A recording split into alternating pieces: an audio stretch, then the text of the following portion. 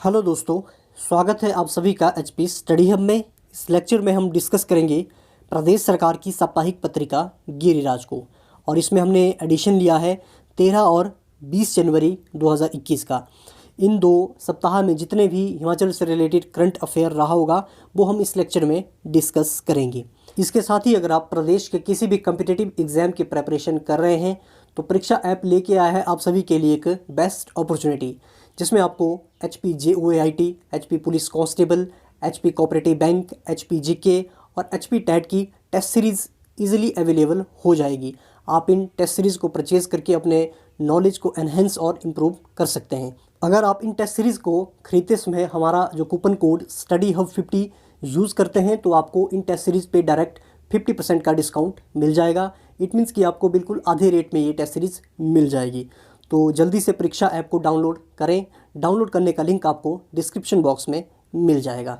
तो इसके साथ ही अगर अभी तक आपने चैनल सब्सक्राइब नहीं किया है तो जल्दी से चैनल को सब्सक्राइब करें और बेल आइकन को प्रेस करना ना भूलें। शुरू करते हैं अपने लेक्चर को। फर्स्ट क्वेश्चन रहेगा, the state government has signed a memorandum of understanding with which health team for Asia's first mountain institute to be established with 100 crore.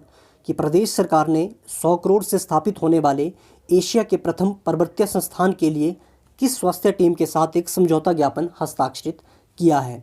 Option है Ayush department, option B 6 sigma health care, option C ITBP या option D Ayushman Bharat के साथ।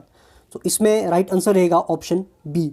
Recently प्रदेश सरकार ने एक 100 करोड़ से स्थापित किए जाने वाले एशिया का प्रथम पर्वतीय संस्थान के लिए जो 6 सिग्मा हेल्थ केयर स्वास्थ्य टीम के साथ एक समझौता ज्ञापन हस्ताक्षरित किया है। इसमें अगर बता दें कि जो एशिया का जो प्रथम पर्वतीय संस्थान ये स्थापित किया जाएगा जिला शिमला और चूड़धार क्षेत्र में।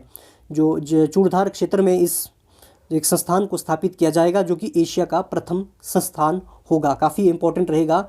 जो क्षेत्र है वो चूड़धार क्षेत्र है, जिला शिमला और चूड़धार क्षेत्र के आसपास ये जो संस्थान स्थापित किया जाएगा। इसमें बात हम करेंगे अगर 6 सिग्मा हेल्थ केयर की। 6 सिग्मा हेल्थ केयर एक विशेषज्ञ पर्वतीय स्वास्थ्य टीम है जिसमें भारतीय सशस्त्र सेना द्वारा प्रशिक्षित किया जाता है। इसमें जो भी एक टीम होती है उसको भारतीय सशस्त्र सेनाओं के द्वारा इनको प्रशिक्षण दिया जाता है। उसके बाद अगर 6 सिग्मा वर्ष 2009 से ही इसको अगर देखा जाए तो अधिक ऊंचाई वाले धार्मिक यात्रा जैसे अमरनाथ यात्रा हो गई, कैलाश मानसरोवर, केदारनाथ, मणिमहेश और उत्तराखंड में जो बाढ़ आई थी, उसके बाद नेपाल भूकंप जैसी जो भी प्राकृतिक आपदाएं होती है, इस आपदाओं के दौरान ये जो 6 सिग्मा टीम है निःशुल्क स्वास्थ्य सेवा प्रदान करती आ रही है।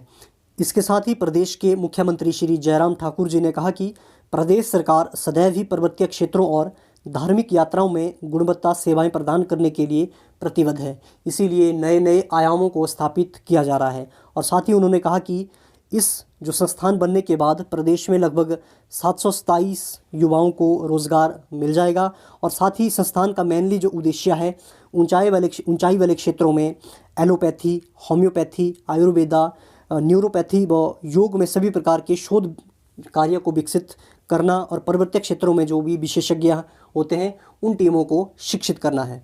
सो काफ़ी इंपॉर्टेंट ये क्वेश्चन हो जाता है हिमाचल प्रदेश जीके के पॉइंट ऑफ व्यू से, क्योंकि इसमें एशिया का प्रथम जो पर्वतीय संस्थान स्थापित किया जाएगा जो कि स्थापित किया जाएगा चूड़धार क्षेत्र में, जिला शिमला के आसपास इस क्षेत्र में इस पर्वतीय संस्थान को स्थापित किया जाएगा। हिमाचल प्रदेश गवर्नमेंट ने इसमें आप याद रखें 6 सिग्मा हेल्थ केयर के साथ MOU साइन किया है जो कि बनेगा 100 करोड़ से। तो देखते हैं नेक्स्ट क्वेश्चन कि how many sanitation cafe have been announced by Himachal Pradesh government by the year 2023। कि हिमाचल प्रदेश सरकार ने वर्ष 2023 तक प्रदेश में कितने स्वच्छता कैफ़े स्थापित करने का ऐलान किया है। ऑप्शन है 70, option B 50, option C 100, option D 20। इसमें ऑप्शन सी बिल्कुल सही रहेगा। प्रदेश सरकार ने निर्णय लिया है कि वर्ष 2023 तक 100 ऐसे स्वच्छता कैफ़े का निर्माण किया जाएगा। अब बात करते हैं कैफ़े स्वच्छता कैफ़े के बारे में। ये जो कैफ़े बनाए जाएंगे सभी कैफ़े ग्रीन हार्ट योजना के तहत इन सभी कैफ़ों को बनाया जाएगा। ग्रीन हार्ट योजना के तहत इनका निर्माण किया जाएगा। प्रदेश सरकार इस कार्य के लिए लगभग 10 करोड़ रुपए खर्च कर रही है। सो इस राशि को भी आप याद रखें, 10 करोड़ इसमें खर्च किया जा रहा है। और इसके साथ ही जो स्वच्छता कैफ़े में सिंगल यूज़ प्लास्टिक का यूज़ पूरी तरह से बैन रहेगा। इसके साथ ही स्वच्छता कैफ़े योजना के तहत प्रदेश के जो महत्वपूर्ण पर्यटन स्थल होंगे वहाँ पे भी ऐसे 10 कैफ़े का निर्माण किया जाएगा। और योजना के तहत ही कूड़ा इकट्ठा करने वालों से, जो कूड़ा इकट्ठा करेंगे उनसे 75 रुपये प्रति किलो की दर से जो प्लास्टिक कचरा वो खरीदा जाएगा और लोगों को स्वच्छता के प्रति प्रोत्साहित भी किया जाएगा। और साथ ही राज्य में स्वच्छता, महिला सशक्तिकरण और क्षेत्रीय व्यंजनों को बढ़ावा देने पर भी बल दिया जाएगा।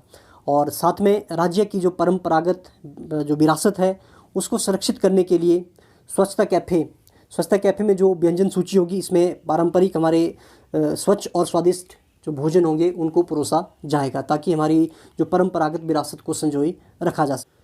इस योजना का मेन उद्देश्य ये भी रहेगा कि हमने अपने गाँव को प्लास्टिक मुक्त और कचरा मुक्त कराना है। अगर हिमाचल प्रदेश में स्वच्छता से रिलेटेड बात की जाए तो हिमाचल प्रदेश ने अपनी स्वच्छता की स्थिति में काफ़ी सुधार किया है। जैसे कि वर्ष 2016 में ही हिमाचल प्रदेश को जो शौच मुक्त राज्य घोषित कर दिया गया है, जो कि देश का दूसरा ऐसा राज्य था जिसे शौच मुक्त राज्य घोषित किया गया है। फर्स्ट स्टेट की अगर बात करें तो सिक्किम इंडिया का फर्स्ट स्टेट है जिसे ओपन डेफिकेशन फ्री या फिर शौच मुक्त राज्य घोषित किया गया था, और दूसरे स्थान पे हिमाचल प्रदेश इसमें था। इसके साथ ही प्रदेश ने जो प्लास्टिक बैग ऑलरेडी बैन कर चुके हैं और राज्य में जो सिंगल यूज़ थर्मल कटलरी पर भी रोक लगाने का प्रयास इसमें चला है।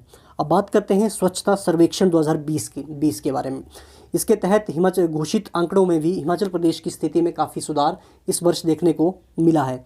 इस वर्ष जो प्रदेशों की रैंकिंग को उसमें 2 भागों में डिवाइड कर लिया गया था। फर्स्ट वर्ग में अगर देखा जाए तो हिमाचल की रैंकिंग इसमें 6th पोजीशन पे रही। जो प्रदेशों की रैंकिंग की अगर बात करें इसमें हिमाचल प्रदेश की रैंकिंग 6ठे स्थान पे रही, जो कि काफ़ी इसमें सुधार हुआ है।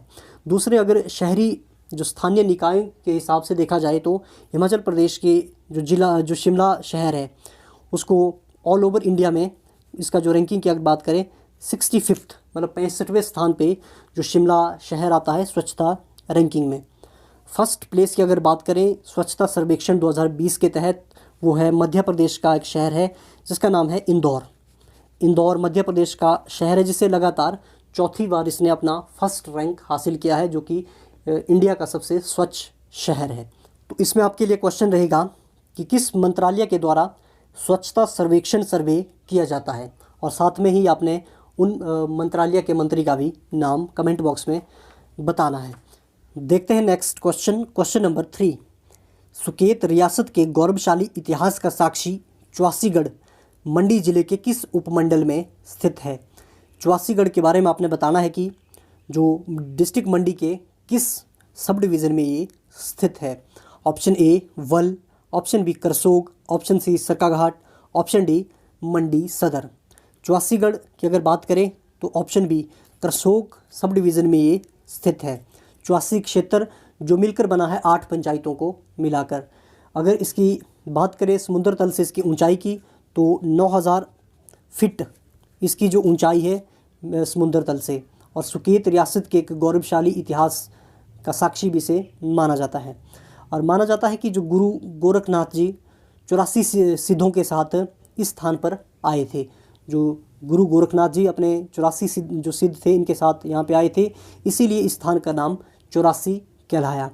इसके साथ ही इस स्थान को बौद्ध धर्म के जो तंत्र अनुयायियों के द्वारा भी इस स्थान पर तप किया गया था, तो बौद्धों का भी ये स्थान पवित्र स्थान माना जाता है। इसके बाद इसी स्थान के इतिहास की अगर बात करें तो जे हचिसन और जे बोगल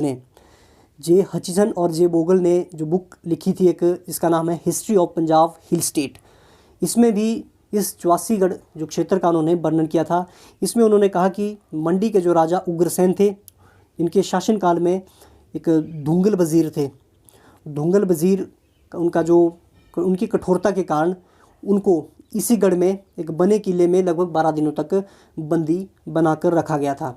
तो ये बात कही है जो जे हचिसन और जे बोगल के द्वारा बुक, जिसका नाम है history of Punjab hill state में।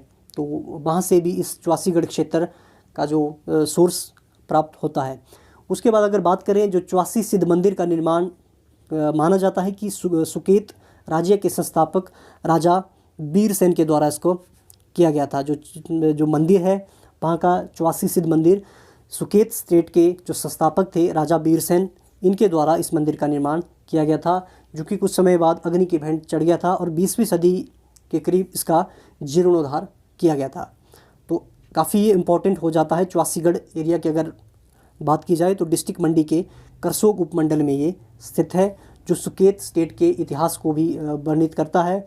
और इसका वर्णन आल्सो जो जे हचिसन और जे बोगल की history of Punjab hill state, इस बुक में भी इसका वर्णन मिलता है। तो देखते हैं next question number 4।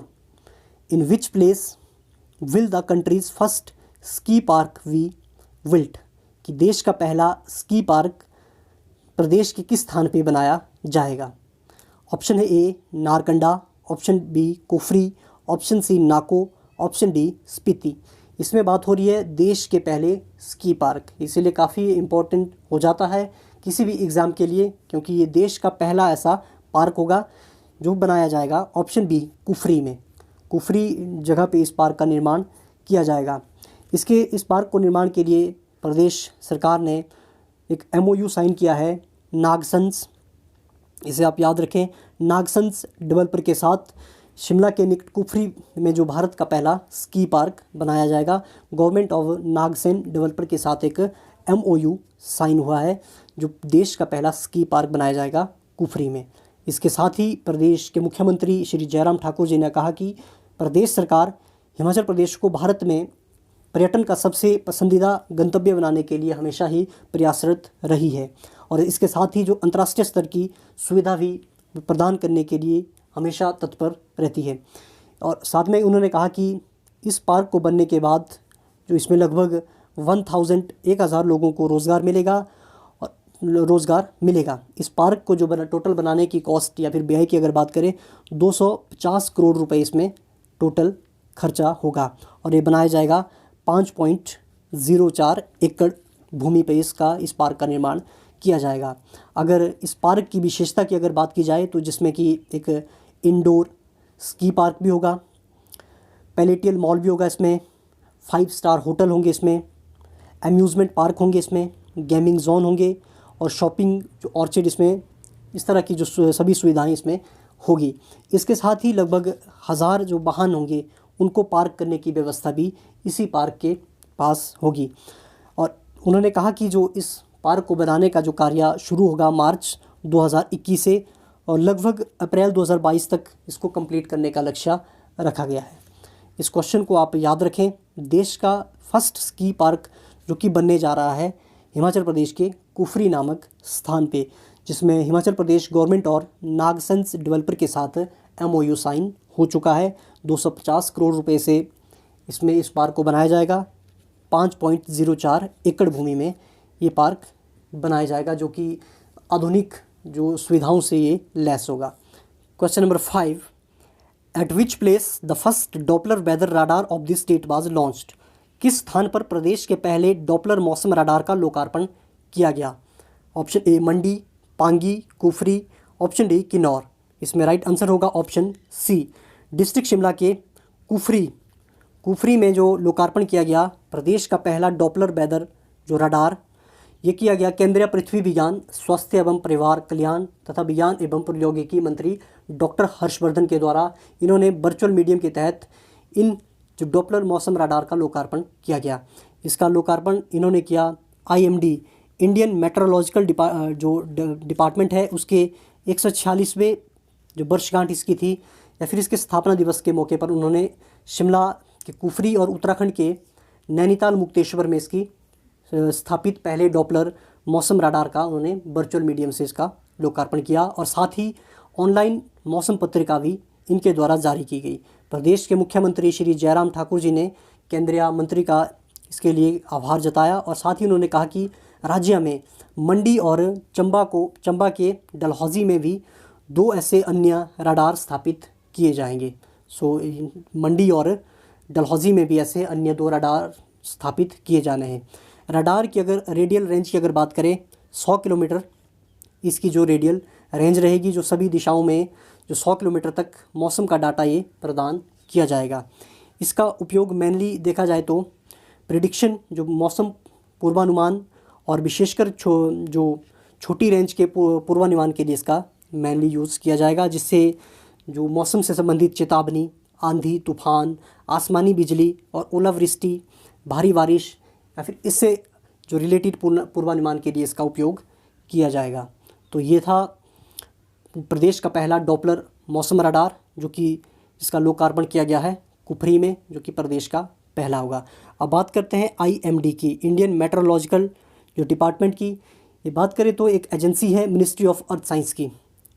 Ministry of earth science के अंडर आता है इंडियन मेट्रोलॉजिकल जो डिपार्टमेंट। आपके लिए क्वेश्चन रहेगा कि मिनिस्ट्री ऑफ अर्थ साइंस के मिनिस्टर एट प्रेजेंट में कौन है।